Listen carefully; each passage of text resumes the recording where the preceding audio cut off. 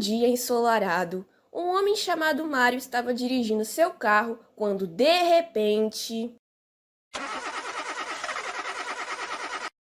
Nossa, o que será que aconteceu? O carro tava novinho. Será que foi um problema no motor? Acho que eu vou ter que levar ele no mecânico. Mário levou seu carro para a oficina e esperou por 2 horas até obter algumas respostas. O motor do seu carro está oxidando. Existem vários motivos para que isso ocorra. Deve ser a gasolina que você está colocando. Em que posto você abastece? Posto Oliveiras. Existe várias reclamações contra esse posto.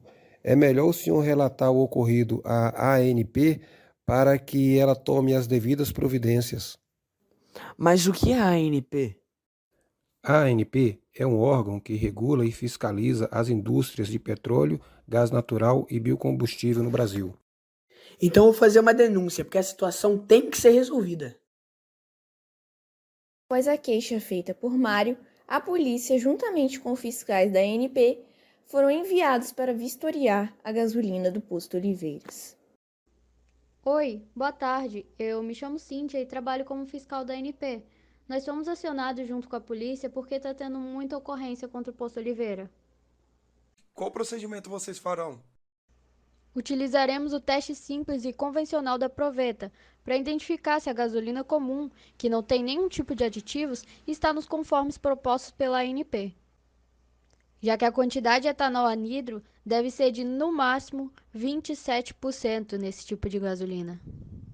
Entendi. Apesar de muitas pessoas não saberem, todos os postos devem ter kit para esse teste e os frentistas devem estar habilitados a fazê-lo gratuitamente e na frente do cliente.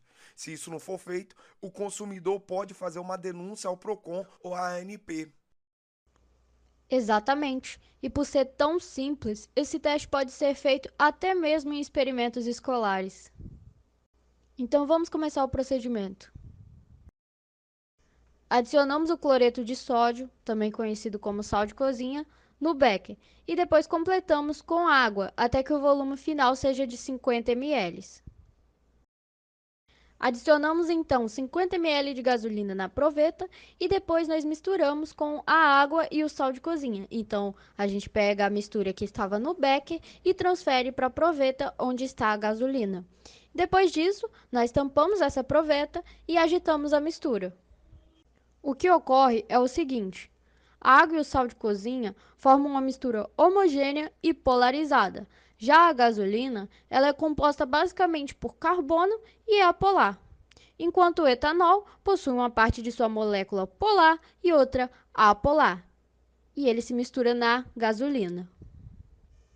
Porém, quando as duas misturas são colocadas no mesmo recipiente, o etanol que está dissolvido na gasolina prefere ir para a parte que tem a mistura de água e sal, e lá ele se dissolve nela.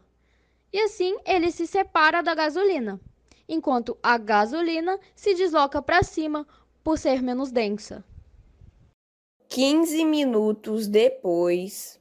Após o tempo de espera, só ficou 34 ml de gasolina e 66 ml da mistura de água, sal e etanol. Sendo assim, fizemos uma regra de 3 para descobrir quantos por cento de etanol existia na gasolina. Após o cálculo feito, foi constatado que a porcentagem de etanol na gasolina seria de 32%, ou seja, ela está fora dos conformes da ANP. Nossa, o que será feito agora?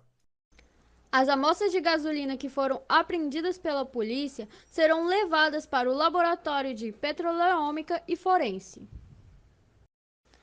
Lá os peritos irão analisar a amostra utilizando técnicas de alta resolução e assim podemos obter um resultado mais preciso.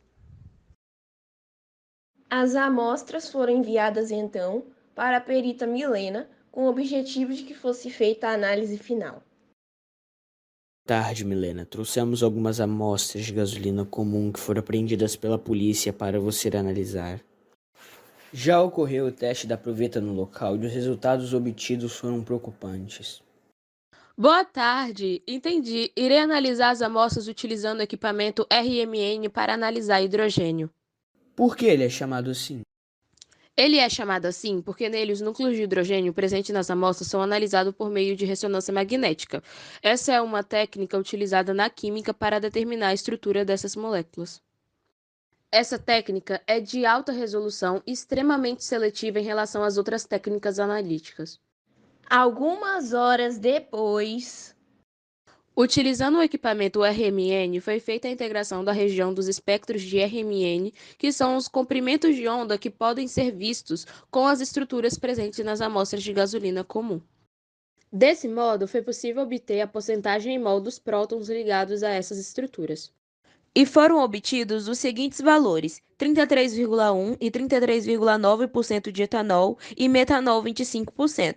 Porém, o valor do etanol anidro deveria ser de 27% e de metanol 0,5%, segundo a ANP.